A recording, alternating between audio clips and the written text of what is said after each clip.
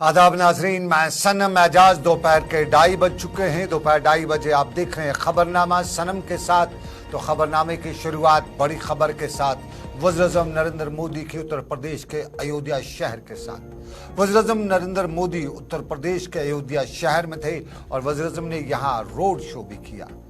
बड़ी तादाद में लोग उनके इस्तकबाल के लिए भी थे और वज़ीर-ए-आज़म ने असर नव तामीर याफ्ता रेलवे स्टेशन का यहाँ इफ्तिताह भी किया, नए एयरपोर्ट का इफ्तिताह भी किया। और इसके अलावा वज़ीर-ए-आज़म मोदी ने अयोध्या समेत यूपी के लिए 15,000 करोड़ रुपए का पैकेज भी दिया। उत्तर प्रदेश के गवर्नर आनंदीबेन पटेल, यूपी के वज़ीर आला योगी आदित्यनाथ, नायब वज़ीर आला पाटिल वज़ीर-ए-आज़म का आज इस्तकबाल किया और अयोध्या में 1 घंटे तक रोड शो किया, जिसमें सड़क के दोनों तरफ लोगों की भीड़ देखी गई। लोगों को वज़ीर-ए-आज़म ने फूलों की पत्तियों से लोगों ने वज़ीर-ए-आज़म का इस्तकबाल भी किया और नरेंद्र मोदी ने अयोध्या रेलवे स्टेशन का इफ्तिताह किया। 2 नई अमृत भारत और 6 नई वंदे भारत ट्रेनों को भी हरी झंडी वज़ीर-ए-आज़म ने दिखाई और पीएम मोदी ने कई दूसरे रेलवे प्रोजेक्टों को आज मुल्क के नाम वक्फ भी किया। इस दौरान वज़ीर-ए-आज़म नरेंद्र मोदी के दौरे अयोध्या की वजह से शहर की सिक्योरिटी को खास तौर पर बढ़ाया गया था और हवाई अड्डा, रेलवे स्टेशन, हाईवे और रेलवे लाइन जैसी जो प्रोजेक्टों का इफ्तिताह करने के दौरान सड़कों पर खास फोर्स के दस्ते भी तैनात किए गए थे। 4 बड़ी सड़कों का भी इफ्तिताह किया, लेकिन वंदे भारत ट्रेन अब कटरा भी आएगी। तो वज़ीर-ए-आज़म के अयोध्या शहर में झलक और उसके बाद यहाँ का हाल रहा।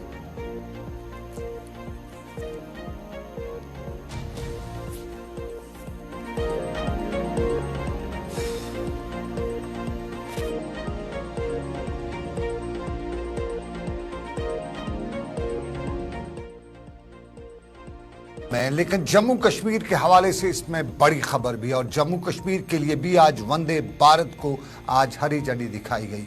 इब्तदाई तौर पे वंदे भारत ये जो ट्रेन है ये जम्मू के कटरा शहर तक पहुंचेगी और कटरा शहर पर आज कटरा में खास प्रोग्राम रखा गया था।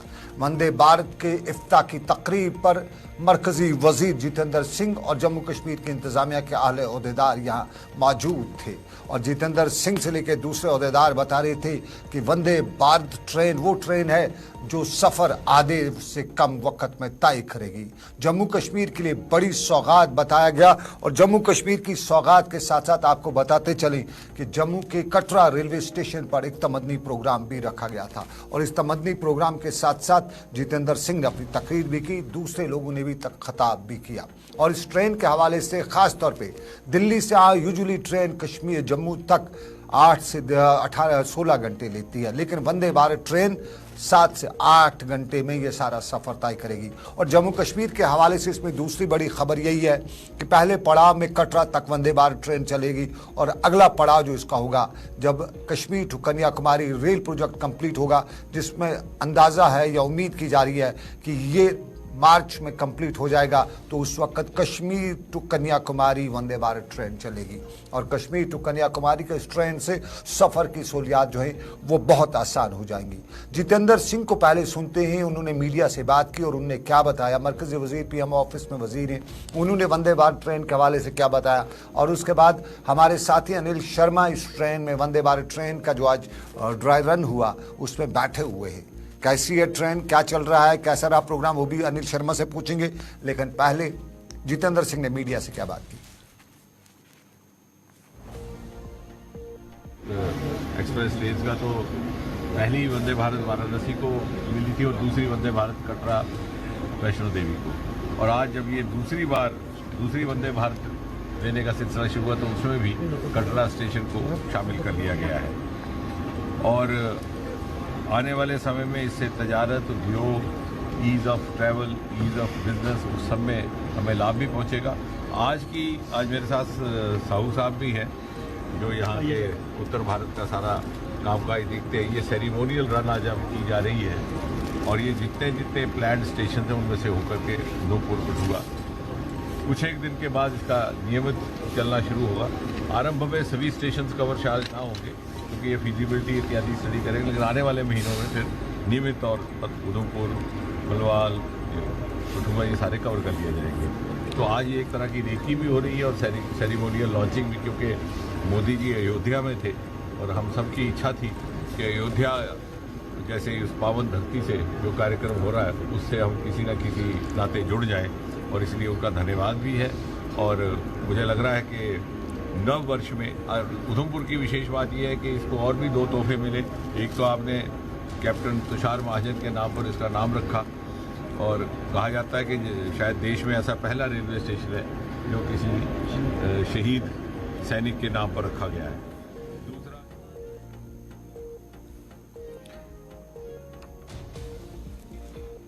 डॉक्टर जितेंद्र सिंह और नॉर्दर्न रेलवेज का एक बड़ा कारनामा। हमारे साथी अनिल शर्मा इस ट्रेन में बराबर बैठे हुए हैं, ट्रेन को पूरी तरह से कवर कर रही है। वंदे भारत ट्रेन जो इस वक्त जो है पहला रन इसका हो रहा है, तो इस ट्रेन में अनिल के पास सीधा चलेंगे। थोड़ा हमें ट्रेन अंदर से भी देखिए, बाहर का रेलवे स्टेशन है, अंदर से हमारे नाजरीन को रेल दिखा दीजिएगा और अनिल से भी मिला दीजिएगा, दिखा दीजिएगा। अनिल बताइए। अनिल, बहुत शुक्रिया अनिल, आप ट्रेन में बैठे हैं, आपका वीडियो आ रहा है, उसमें नजर आ रहे, तो कैसी है ट्रेन, और साथ साथ में ये भी बताइए तो कैसा उत्सव था कटरा और जम्मू के रेलवे स्टेशन पे।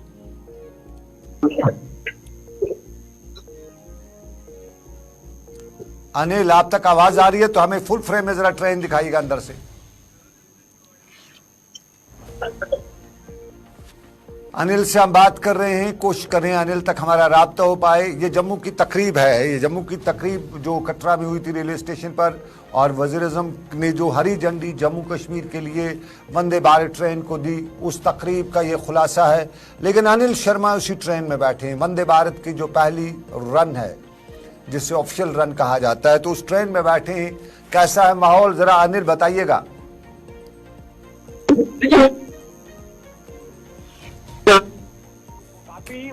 अत्यंत प्रसन्न करने वाला है, और तस्वीर में दिखाऊंगा कि इस वक्त जितेंद्र सिंह खुद इस ट्रेन में सफर कर रहे हैं। आप ये देख सकते हैं, ये बेहद खास तस्वीरें हैं। गुलिस्तान से इस समय एक्सक्लूसिव विजुअल जो हैं इस वंदे भारत के दिखा रहे हैं, और खुद इस वंदे भारत का सफर कर रहे हैं। तमाम ये उस सफर का लंबा जो इंतजार था, आज ये दूसरा जो ऐतिहासिक आज जम्मू कश्मीर के वासियों को देश के प्रधानमंत्री की अगर हम बात करते हैं तो उनकी तरफ से ये जो है सौगात दी गई है। और इस वक्त आपको बता दें कि डॉक्टर जितेंद्र सिंह खुद इस ट्रेन में सफर कर रहे हैं, तो कहीं ना कहीं उन्होंने गुलिस्तान से एक्सक्लूसिव बातचीत में ये साफ जाहिर किया है, इसमें यह साफ कहा है कि जम्मू कश्मीर के विकास के कार्य के लिए जो है देश के प्रधानमंत्री जो है वो प्रतिबद्ध हैं, और इन विकास कार्यों को जो है और भी गति में जो है वो लाया जाएगा। और इस वक्त भी जो तस्वीरें हैं लगातार हम वंदे भारत की दिखा रहे हैं, और इस वंदे भारत के साथ साथ 6 और वंदे भारत का आज फ्लैग ऑफ जो है वो देश के प्रधानमंत्री की तरफ से किया गया है। और दूसरी तरफ अगर हम बात करते हैं, और कहीं ना कहीं जम्मू कश्मीर के वासी जो है इस वंदे भारत में सफर करते हुए काफी अत्यंत प्रसन्न जो है वो नजर आ रहे हैं। और इस वक्त तस्वीरों में मैं एक बार फिर से आपको दिखा दूं कि जो इस वक्त सफर है वो बेहद अत्यंत प्रसन्न करने वाला है। और आप ये देख सकते हैं कि इस सफर में आज तो अगर हम बात करें तो कठुआ में लगभग जो है कुछ ही समय में हम पहुंचेंगे, और वहां की तस्वीरें भी हम आपको दिखाएंगे। और लगातार कटरा से लेके उधमपुर तक और दिल्ली का सफर जो है वो बेहद खास रहने वाला है। आप बताइए कैसा रोमांचक है ये सफर।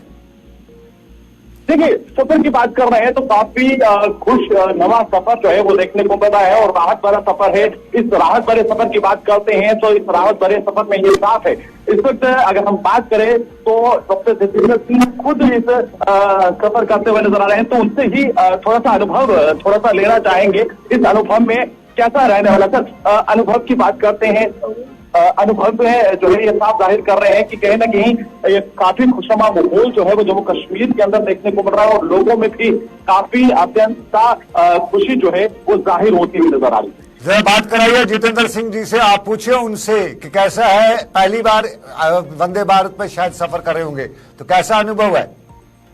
देखिए, उन्होंने ये साफ जाहिर किया है कि जम्मू कश्मीर में जो भी विकास कार्यों के लिए जो है वो देश के प्रधानमंत्री प्रतिबद्ध हैं, और उन कार्यों को जो है और भी तीव्र गति में जो है वो लाया जाएगा। और आज इस सफर में जो है काफी खुशनुमा माहौल कर रहे हैं, जो माहौल इस समय देखने को मिल रहा है उनमें ये साफ जाहिर कर रहे हैं कि जिस तरह से कटरा की बात करते हैं, उधमपुर की बात करते हैं, तो इस वक्त आप ये देख सकते हैं डॉक्टर जितेंद्र सिंह खुद रूबरू होना चाहते हैं। सर, किस तरह से देख रहे हैं इस वंदे भारत के सफर को, और क्या आज आप गुलिस्तान से एक्सक्लूसिव बातचीत करना चाहेंगे?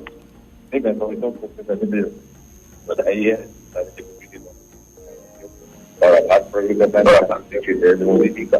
अयोध्या की पावन नगरी से उन्होंने कटरा वैष्णो देवी हमारे आस्था स्थल से फ्लैग ऑफ किया है।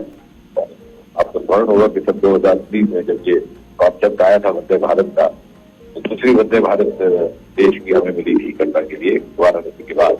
और आज जब ये दूसरी वंदे भारत का क्रम शुरू हुआ है तो पहले बात फिर से कटरा शामिल है। तो जाहिर है कि किस प्रकार से प्रधानमंत्री कितनी प्राथमिकता देते हैं क्षेत्र को, कितनी श्रद्धा के साथ और साथ में साथ संवेदनशीलता के साथ। आपको ये भी याद होगा कि सन 2014 प्रधानमंत्री बनने के बाद जो पहला उनका प्रमुख कार्यक्रम था वो कटरा वादा वैष्णो देवी डेट से इनके लोगों का का, और कई समय से वो काम विलंबित पड़ा था। मुझे लगता है कभी कोई विश्लेषक इसका भी आपने बताने की कोशिश करेगा कि रेल जम्मू की कितने साल 1971 में पहुंची थी जब रेल स्टेशन स्थापित हुआ था जम्मू में। क्या कारण है कि 40-45 वर्ष किसी सरकार ने इस सेक्टर की ओर ध्यान नहीं दिया? तुष्टीकरण की राजनीति, वोट की राजनीति, जिसमें वो चाहती नहीं थी जिस क्षेत्र में उस तरह की मुख्यधारा था। और उसके बाद 2014 के बाद ये पुनः प्रोसेस आरंभ किया गया। रियासी में पटरी का फिर से अलाइनमेंट तय की गई। आज वहां दुनिया का सबसे ऊंचा रेल पुल निर्माणित हो चुका है। अगले वर्ष कश्मीर घाटी जम्मू से होते हुए शेख भारत के साथ रेल के माध्यम से जुड़ जाएगी। पार का विकास, रेवेन्यू का विकास, ease of travel, ease of business, ease of living, और उसका इको सिस्टम है। ये प्रमाण कि आज वैष्णो देवी ने कीर्तिमान स्थापित किया है। लगभग 1 करोड़ यात्री आज की डेट में 2023 में 30 दिसंबर को, और कश्मीर घाटी में 2 करोड़ तो एक इको सिस्टम साथ ही साथ अगले जब एक्सप्रेस कॉरिडोर हो जाएगा तो आपके पास एक और विकल्प हो जाएगा।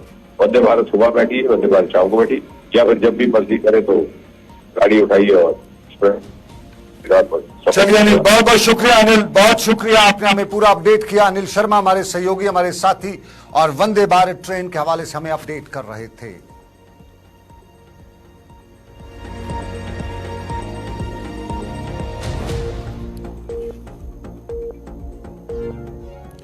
कुछ और भी मामला आते हैं, कुछ और भी पड़ाव हैं, कुछ लोगों से भी बात की, वो आपको दिखाएंगे, लेकिन उससे पहले आपको बताते चले ट्रेन चल पड़ी है, लोग उसमें सफर कर रहे हैं, लेकिन महबूबा मुफ्ती को पैदल सफर करना पड़ रहा है। महबूबा मुफ्ती बफ्लियाज जा रही थी, उन लोगों की फैमिली से साथ मिलने जा रही थी जिनके हवाले से इल्जाम है कि फौज ने उन्हें जेर हिरासत जदकोब किया, और जदकोब करने के बाद 3 लोगों की मौत वाक़ा हुई, 15 दूसरे जख्मी हुए, और महबूबा मुफ्ती को करीबन 10 किलोमीटर जो है वो पैदल चलना पड़ा है।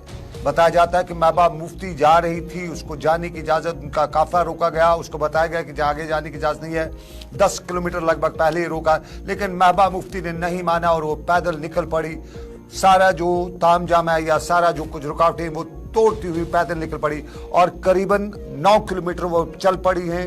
और अभी वो जो गाँव है उससे कुछ मिनट पहले इस बुलेटिन में आने से के साथ ही मुझे बताया, वहां से हमारे साथी जो है उन्होंने बताया था कि महबूबा मुफ्ती लगभग 500 मीटर दूर यानी आधा किलोमीटर दूर हैं अभी उन घरों से जहां उसने प्रोग्राम बनाया हुआ वहां जाने का। वहां पुलिस ने उन्हें रोका हुआ है, वो नीचे बैठी हुई हैं, प्रोटेस्ट पे बैठी हैं और पूछ रही है कि आखिर रोकने की क्या वजह है। तस्वीर जो है, या आखिरी तस्वीर जो है, लेटेस्ट विजुअल्स हमारे पास पहुंची है। महबूबा मुफ्ती और उनके रुफ़का जो है वो बफ्लियाज जाना चाहते थे। आपको बताएं, महबूबा मुफ्ती पहले दिन ही बफ्लियाज जाना चाहती थी, लेकिन उस दिन महबूबा मुफ्ती के पार्टी के तरफ से बताया गया कि वहाँ रास्ता उसका रोका गया, उन्हें घर में नज़रबंद रखा गया, और कल शाम को मालूम हुआ कि उन्हें इजाज़त दी गई है। और आज सुबह महबूबा मुफ्ती जो है वो बफ्लियाज के लिए रवाना हुई थी। वहां पहुंचने पर बफ्लियाज के करीब ही उन्हें रोका गया और बताया गया कि आगे सिक्योरिटी कंसर्न है, आगे जाने की इजाज़त नहीं है। ताहम महबूबा मुफ्ती ने नहीं माना, और उसके बाद सनी शर्मा हमारे वहां पे साथी, हम उनसे जानेंगे कि क्या रही सिचुएशन, क्यों रोका गया। सनी शर्मा के पास हम सीधा चलेंगे और जानेंगे कि क्या है वहां पे सिचुएशन इस वक्त।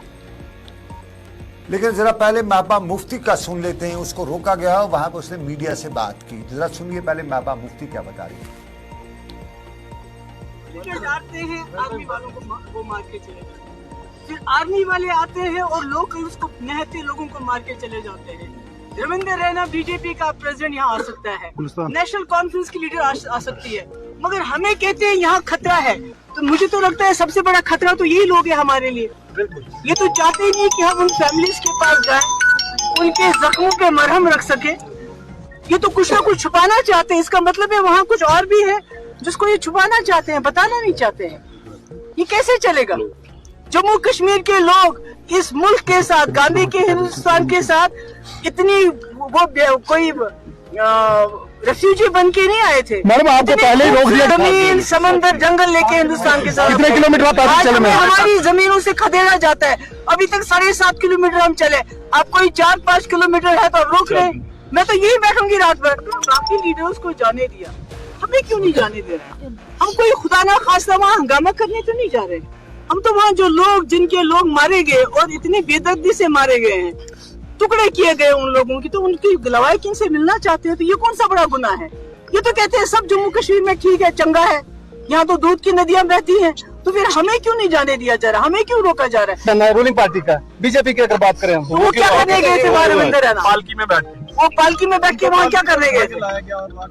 मुझे तो पहले भी नहीं जाने दिया, उसको सबको जाने देते, मुझे क्यों नहीं जाने देते? डरते हैं क्या ये कि वहाँ जो पोल है इनकी वो खुल ना जाए? मैंने सुना इन्होंने वहाँ जो लड़कियां हैं, औरतें हैं, उनके साथ भी बहुत बदतमीजी की है।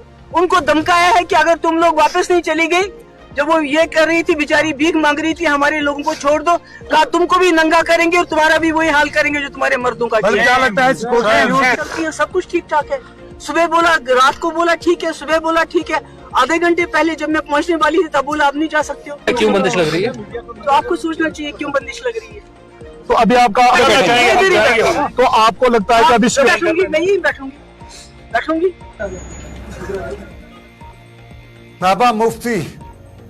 महबूबा मुफ्ती का कहना है कि उसको कल इजाजत दी गई, बोला गया आप जा सकती हैं। आज सुबह वहां जब यहां बफ्याज पहुंची तो उनको जाने की इजाजत रोका गया है। महबूबा मुफ्ती हाँफती कांपती रही, चलती रही, रुकी नहीं, और महबूबा मुफ्ती करीबन 500 मीटर अभी दूर है। निसार खान हमारे साथी बिल्कुल महबूबा मुफ्ती के कारवान के साथ हैं। कुछ पीडीपी कारकुनान को गिरफ्तार करने की भी खबरें हैं। क्या वाकई में गिरफ्तार किए जा चुके हैं? कुछ लोगों को गिरफ्तार करने की खबरें जो चल रही हैं क्या वो है? और पीडीपी हल्के बता रहे हैं कि उनके कुछ पार्टी वर्करान को गिरफ्तार भी किया गया है। क्या खबर है? असल हकायक क्या है? तस्वीरों में आप देख रहे हैं, लेकिन हम सीधा चलेंगे निसार खान के पास। निसार जी सनम, महबूबा जी आज ताजियत कुर्सी के लिए जो कैजुअलिटीज हुई थी सिविलियन की टोपा पीर पर, तो वहाँ जाने की कोशिश कर रही थी। पहले तो इनको कल इजाजत दी गई है, लेकिन आज इन्हें जो है वो बुनियाद के मुकाम पर पहले रोका जाता है। वहाँ से ये 7 किलोमीटर पैदल सफर तय करके ऊपर तक आती है। अब जो ताजियत कुर्सी के लिए जहाँ इनको जाना है वहाँ से ये 2 किलोमीटर पीछे हैं, और इनके तमाम जो पीडीपी वर्करान इनके साथ थे उनको डिटेन कर लिया गया है। पुलिस ने गाड़ियों में भर लिया है। अब महबूबा मुफ्ती जी को भी उठाने की जो कोशिश है वो जारी है, लेकिन वो एक बात पे अड़ी हुई है कि पहले मुझे गिरफ्तारी वारंट बताओ और उसके बाद मुझे उठाओ। मुफ्ती के साथ जितने भी कारकुन हैं उनको गिरफ्तार कर लिया गया, पिक कर लिया गया। अभी गिरफ्तारी कम नहीं कह सकते, उठा लिया है यानी पिक कर लिया है। सिर्फ महबूबा मुफ्ती अकेली हैं, तो क्या महबूबा मुफ्ती नीचे बैठी हैं, चल रही हैं, कहीं पे खड़ा है, क्या है? आप उनके साथ इस वक्त बताइएगा। जी सनम, महबूबा जी जो हैं वो सड़क पर बैठी हुई हैं, बल्कि लेटी हुई हैं। वो कह रही हैं कि मुझे पहले गिरफ्तारी वारंट दिखाए जाएं। कल मुझे बोला गया कि आप जा सकती हो, और उनका साफ कहना है कि जहां बाकी दिगर पार्टी के वर्कर जो हैं और लीडरान हैं उनको जाने दिया जा रहा है, लेकिन मुझे ही क्यों रोका जा रहा है। इस वक्त क्या सिचुएशन है? लेटेस्ट अपडेट हमें बता दीजिएगा, वहां पे क्या सिचुएशन चल रही है? जी सनम, यहाँ पूरा इलाका जो है दनाड़ जगह का नाम है, और ये पूरा इलाका जो है ये एसओजी, पुलिस और सिक्योरिटी फोर्सेस, सीआरपीएफ से भरा हुआ है। और महबूबा जी को अब उठाने की कोशिश की जा रही है। लेडीज पुलिस जो है उसको बुला लिया गया है, और अब उन्हें जो है वो डिटेन करने की कोशिश की जा रही है। शुक्रिया, बहुत बहुत शुक्रिया निसार खान हमारे साथी वहां पे। और ये जो महबूबा मुफ्ती के साथ जो लोग हैं उसी को पूरी तरह वो भी उनमें मौजूद हैं, और इस पूरी सिचुएशन को आंखों देखा हाल जो आपने देखा। महबूबा मुफ्ती जमीन पे बैठी हैं। अभी आज लेटेस्ट तस्वीरें हमारे पास नहीं है, ये कुछ लगभग 15 मिनट पहले की तस्वीर हैं जो इस वक्त आपके टेलीविजन स्क्रीन पे हैं, और लेटेस्ट तस्वीर यही बताया जा रहा है। निसार बता रहे हैं कि बाकी जो उनके कारकुन हैं उनको उठा लिया गया, उनको पिक कर लिया गया है। सिर्फ महबूबा मुफ्ती एक है जो जमीन पे लेटी हुई हैं उनको भी पकड़ने की, उनको भी पिक करने की कोशिश है वो लगी हुई है। वुमेन पुलिस को बुलाया गया है, तब महबूबा मुफ्ती वहाँ पे रिटाइलेट कर रही है, जवाब दे रही है, मान नहीं रही है, बता रही है कि मुझे बताइए किस जुर्म में, मुझे वारंट दिखाइए। और ये सिचुएशन जो है इस वक्त वहाँ की चल रही है। ये जम्मू कश्मीर का आपको थोड़ा सा याद दिलाते चलें, कल फारूक अब्दुल्ला जो नेशनल कॉन्फ्रेंस के सरपरस्त हैं वो गए थे वहाँ पे, वो अस्पताल भी गए, वो बाकी लोगों से भी वहाँ मिले, लेकिन महबूबा मुफ्ती को आज तो जाने की इजाज़त थी, लेकिन वहाँ पे खबरें हैं जो हमारे साथी वहाँ से अपडेट कर रहे हैं। हमारे 3 साथी जो इस वक्त जगह पे लगे हुए हैं, सनी शर्मा है, निसार खान हैं और हमारे दूसरे आकाश मलिक हैं, वो 3 बफलियाज में उन फैमिली के घर पे भी मौजूद हैं, हॉस्पिटल में भी मौजूद हैं। और जो महबूबा मुफ्ती का कारवान जो चल रहा था उसके साथ निसार खान थे, तो निसार खान ने हमें बताया कि इस वक्त इलाके में तनाव है और महबूबा मुफ्ती सड़क पर बैठी हुई है। फारूक अब्दुल्ला का हाल आपको बताते चलेंगे, वो बता दिया है, लेकिन फारूक अब्दुल्ला ने आज एक और बयान दिया है।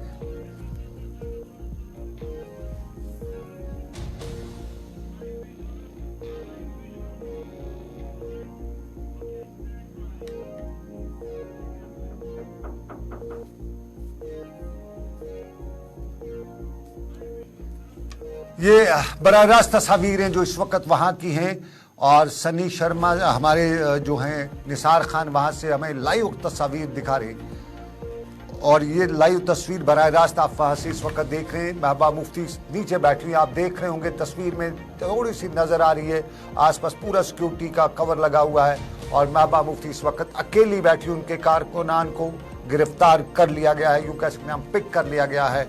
और ये वो तस्वीर है जो महबूबा मुफ्ती की तस्वीर हमें बराह रास्त वहाँ से आई है। चलिए अब दूसरे पड़ाव पे चलते हैं।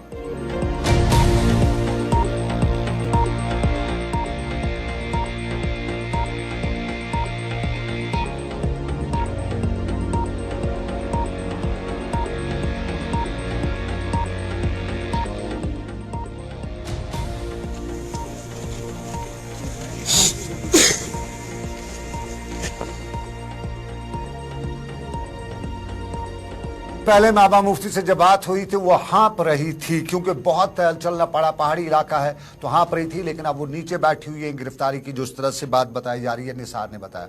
लेकिन आपको बताते चले, अयोध्या मंदिर का आज इफ्ताह भी हुआ और नेशनल कॉन्फ्रेंस सदर डॉक्टर फारूक अब्दुल्ला ने बताया है कि अयोध्या मंदिर का जो इफ्ताह हुआ है, मैं हर उस शख्स को मुबारकबाद देता हूँ जिन्होंने मंदिर के लिए कोशिश की। उन्होंने कहा कि भगवान राम ने भाईचारे, मोहब्बत और इख्वत की बात की है और राम मंदिर भी इख्वत मोहब्बत की निशानी है। जरा फारूक अब्दुल्ला को सुनते ही, वक्त की कमी है। राम का मंदिर खुलने वाला है। मैं उन सबको जिन्होंने इसकी कोशिश की कि उनका मंदिर बने और वो तैयार हो गया है, उनको मुबारक देता हूँ। साथ साथ उनसे ये भी कहता हूँ, सबसे, भारत के निवासियों से भी, कि भगवान राम सिर्फ हिंदुओं का राम नहीं है, वो सब दुनिया के लोगों का, विश्व का राम है। उनकी पुस्तकों में लिखा हुआ है कि विश्व का राम है। उन्होंने भाईचारे की, मोहब्बत की, एक दूसरे के सहायता की बात की है जिंदगी में, और कहा है हर बार कि जो नीचे गिरा हुआ है उसको उठाने की कोशिश करो। कभी ये नहीं कहा उसका धर्म क्या है, उसकी शक्ल क्या है, उसकी जबान क्या है, वो कहाँ से आता है, बल्कि एक यूनिवर्सल मैसेज दी सबके लिए, सारे विश्व के लिए, एक साथ रहें, तरक्की करें और भाईचारे में रहें। आज जब ये मंदिर खुलने वाला है, मैं सब भाई बहनों से कहना चाहता हूँ, उस भाईचारे को कायम करिए जो आहिस्ता आहिस्ता हमारे। भगवान राम सबके हैं, डॉक्टर फारूक अब्दुल्ला का बयान और कहना कि राम मंदिर बनाने वालों को मुबारकबाद। लेकिन आपको बताते चलें, CEO shrine board Anshul Garg ने आज जम्मू में एक प्रेस कॉन्फ्रेंस के दौरान बताया कि इस साल के दौरान 94,35,000 यात्रियों ने माता वैष्णो देवी का दर्शन किया और पिछले कई सालों के मुकाबले में ये सबसे ज्यादा थी। उन्होंने बताया कि बोर्ड की जानिब से मंदिर आने वाले यात्रियों के लिए खाने पीने और रहने का इंतजाम किया जा रहा है और उम्मीद है कि अगले साल इससे भी ज्यादा यात्री मंदिर में हाजिरी देंगे। कोविड के मामला के हवाले से CEO shrine board Anshul Garg ने बताया कि जो भी कोविड-19 इन गाइडलाइंस हैं उन पर अमल करना होगा और इंतजामिया की जानिब से जो गाइडलाइनें जारी की जाएंगी बोर्ड की जानिब से भी उन पर अमल किया जाएगा। एक साउंड बाइट अंशुल गर्ग का और उसके बाद हम प्रोग्राम को यहीं पे अख्ताम पसीर करेंगे। कोविड कंप्लायंस जो गाइडलाइंस हैं बोर्ड की, वो हमेशा से ही, जैसे भी स्टेट गवर्नमेंट्स की एडवाइजरीज आती हैं बोर्ड की तरफ से, वैसी एडवाइजरीज हमेशा से रहती हैं। पर चूंकि ये काफी एडवांस्ड या प्रीलिमिनरी स्टेज, मैं कहूंगा अभी प्रीलिमिनरी स्टेज है, जब ये कुछ नए वेरिएंट का जो केस सामने आया और जम्मू में भी शायद कुछ केसेस सामने आ रहे हैं, तो हमारी बोर्ड की तरफ से हमेशा यही अपील रहेगी कि जितनी भी कोविड रिलेटेड एडवाइजरीज हैं, खास करके मास्क पहनने की, साफ सफाई रखने की और थोड़ी सी सामाजिक दूरी जिसको सोशल डिस्टेंसिंग हम कहते हैं वो बनाए रखने की यात्री कोशिश करें, तो मैं समझता हूँ ये सभी के लिए हित में रहेगा। और हमारी तरफ से हमेशा ये कोशिश रहती है कि कहीं भी ज्यादा भीड़ अगर ना इकट्ठी हो तो वो सभी के लिए फायदेमंद है, चाहे वो कोविड मैनेजमेंट हो, चाहे वो क्यू मैनेजमेंट हो, चाहे वो क्राउड मैनेजमेंट हो, तो हर तरीके से ये चीज फायदेमंद रहती है। तो जो सरकार की एडवाइजरीज रहेंगी बोर्ड उसको बड़ी क्लोजली मॉनिटर कर रहा है, इवॉल्विंग हेल्थ सिचुएशन को भी, और अगर ऐसी कोई जरूरत पड़ेगी ऐसी गाइडलाइन इशू करने की तो जरूर जारी। दिव्यांग श्रद्धालुओं के लिए एक स्पेशल डेस्क हमारा पहले से ही इन प्लेस रहता है और अब पिछले 2 महीने से हमारा स्पेशल 24/7 कॉल सेंटर एक्टिव है इस फैसिलिटी के लिए, जहां पर टोल फ्री नंबर पर भी कांटेक्ट कर सकते हैं, मोबाइल नंबर्स भी दिए गए हैं, व्हाट्सएप के जरिए भी कांटेक्ट कर सकते हैं। तो जैसे मैंने जिक्र सीईओ श्राइन बोर्ड अमरनाथ माता वैष्णो देवी और बता रहे थे कोविड गाइडलाइंस का और बाकी मामला का। आपको बताएं, आप देख रहे थे खबरनामा सनम के साथ। अभी इतना ही, जिंदगी रही तो दोपहर 4 बजे से 4 बजे फिर होगी स्पेशल रिपोर्ट में आपसे मुलाकात। तब तक के लिए रखिए अपना ख्याल। अल्लाह हाफिज।